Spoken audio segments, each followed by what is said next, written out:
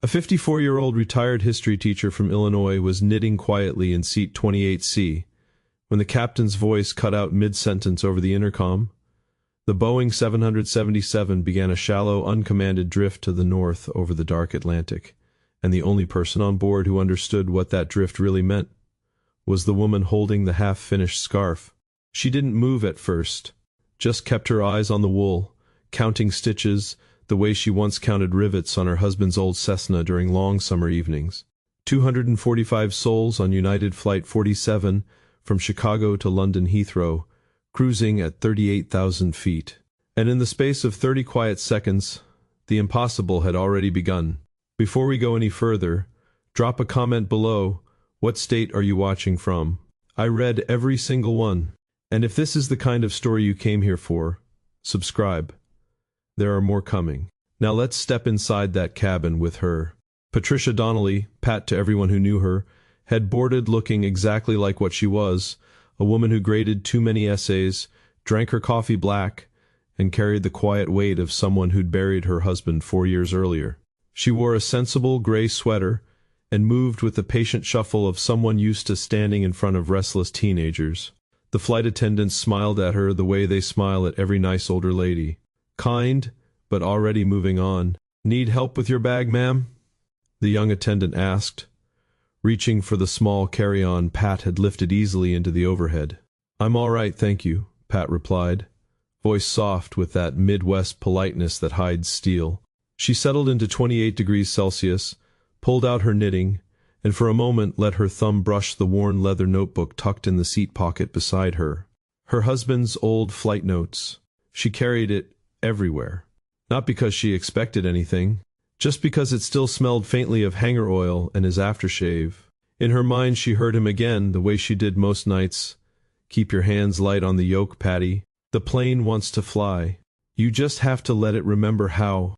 She smiled faintly at the memory, then pushed it down. Nobody on this flight needed an old teacher who once sat in the right seat of a four-seater for hundreds of hours. She was here to see her daughter in London.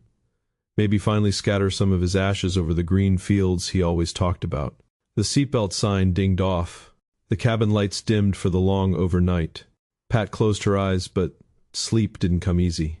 Something in her chest felt restless, the same low hum she'd felt the day her husband first let her take the controls alone. Calm on the surface, uneasy underneath. That restlessness had roots, deep ones. She remembered the humid evenings in the little airport outside Peoria, her husband Mike standing behind her in the cramped cockpit of their Skyhawk, his voice patient but urgent. "Pressure's dropping, Pat. What do you do?" His hands never touched the controls unless she asked. He wanted her to know, not just fly, but know, because he'd lost friends who didn't. She'd asked him once, frustrated after a long session practicing emergency descents, sweat sticking her shirt to her back and the smell of avgas thick in the air. "When will I ever need to know this, Mike? I'm a teacher." He'd looked at her for a long moment, the sunset painting the windshield orange. "You carry it because the sky doesn't care what you do for a living. One day, somebody might." His prophetic line, spoken so casually, it lodged in her like a splinter. "And when it happens, you'll wish you'd listened harder." They'd practiced stalls, unusual attitudes, radio failures, partial panel flying where half the instruments went dark. He taught her to read the standby attitude indicator like scripture, to trust the feel of the aircraft through the seat when the screens lied.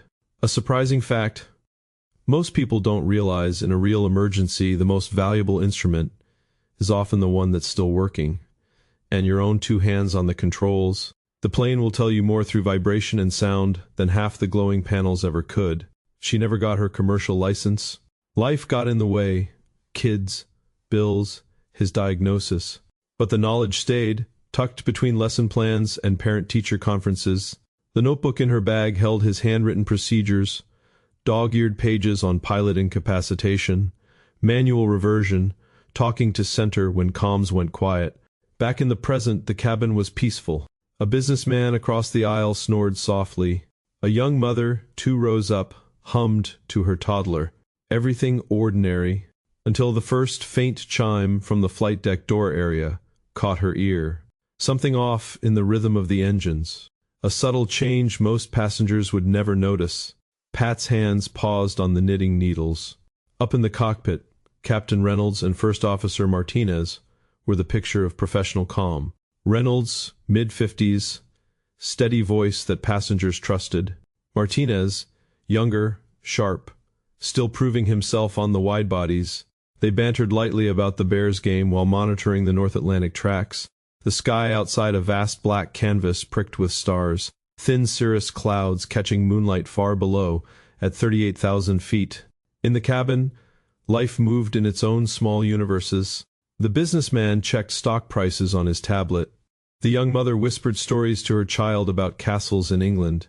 A college kid in the back row fiddled with noise-canceling headphones, oblivious. Pat noticed a slight vibration through her seat, dismissed it as normal turbulence. Then another small detail. The air felt a touch thinner, drier, but the masks hadn't dropped. Nothing to worry about. Everything looked fine. Not everything that looks fine is fine. The first wrong note came as a quiet cough over the intercom. Then silence. The plane held course for another minute. Then the shallow drift began. Wings level, but the nose tracking 2 degrees too far north. Pat felt it in her bones before anyone announced it. She sat up straighter, not imagining it. Then the cabin crew moved quickly toward the flight deck. Whispers spread. A passenger asked if everything was okay. The senior attendant's smile didn't reach her eyes. In the cockpit, the situation had already cracked wide. Captain Reynolds slumped forward, unresponsive. Martinez fought to maintain control while declaring the emergency, but his voice shook as he called for medical help. Standard procedures were followed, oxygen, seat restraints, but the first officer was overwhelmed. The weather ahead turning ugly with building cumulonimbus that the radar was only now painting clearly. Autopilot fought the increasing turbulence, but systems were glitching from the electrical hiccups. The cabin shifted from confusion to alarm. People gripped armrests. Prayers started in multiple languages. Pat knew. She knew the checklist running in Martinez's head because Mike had drilled it into her. Stay invisible or step forward. Staying meant safety for her. No one would blame the teacher who did nothing. Stepping forward meant risking humiliation, panic in the cabin, and the weight of 200 lives if she was wrong. Her heart hammered. Her mouth went dry. But that prophetic line echoed. The sky doesn't care what you do for a living. Stay with me here, because what happens in the next few minutes is the part nobody talks about. And once you hear it, you won't be able to forget it. I want you to think about what you would have done in her position. Hold on to that thought. She stood up. The flight attendant tried to guide her back gently. Ma'am, please sit down. We have this under control. Pat spoke quietly but clearly. I need to get to the cockpit. I know the procedures. Firm refusal followed. Martinez's voice came over the intercom, strained. Passengers stay seated. But when the alternative, trying to manage alone while coordinating a medical response in the approaching storm, started failing, the senior attendant relented enough to let her forward. In the cockpit, Pat demonstrated. She named the exact standby instruments to cross-check when the PFD flickered. She reached for the correct switch to test the manual reversion mode on the 777's flight controls, something only someone who'd studied the systems would know cold. She asked a precise question about their current ETOPS alternate that exposed the gap in the moment's chaos. Martinez stared, exhausted. Then he made the call. Help me. Pat slid into the jump seat, then took the right seat as they secured the captain. The anchoring notebook came out now. Pages flipped to the handwritten notes on partial panel and comms troubleshooting. It felt heavier than it ever had. As they passed a row, she glimpsed the young mother clutching her toddler. That one human detail hit harder than any altitude reading. A child who deserved to see London. Pat's hands closed around the control yoke. The physical reality hit immediately. The weight. The vibration traveling up her arms. The recycled air now tasting metallic. Her pulse thundered in her ears. But Mike's voice came clear. Light hands. Patty. Assessment. Captain stable, but out. First officer overwhelmed. Autopilot holding, but turbulence increasing. Storm cell 20 minutes ahead. Comms patchy. Radio dead at times due to the weather. Resources, her knowledge, Martinez's hands, the plane's robust systems designed for exactly this kind of layered failure. The plan was simple: stabilize, coordinate with ATC when possible, prepare for descent and possible diversion or autoland assistance. Step by step, they worked. She called out readings while Martinez handled comms. They disengaged autopilot briefly to feel the aircraft, trimmed for the slight control issue. Instruments showed deviation, she corrected with small inputs, teaching him the feel she'd learned years ago. Then the crisis within the crisis. A stronger gust rolled the plane, and the electrical glitch worsened. Primary flight display blanked momentarily. Not in any simulator they'd practiced. Panic flickered in Martinez's eyes. Pat reached across, her hand steady on his shoulder for a brief second. Pure human gentleness in the middle of hell. Breathe with me. We've got the standby. Mike always said the plane wants to fly straight. Help it. It was out of place. It was exactly right. They recovered. The prophetic line returned as they began descent. The sky doesn't care what you do for a living. She said it, aloud. Martinez glanced over, understanding deepening. Final approach, stretched forever. Decision height loomed. Maximum doubt crashed in as the runway lights appeared through rain. One last crosswind shear. She fought the urge to overcorrect, trusted the training.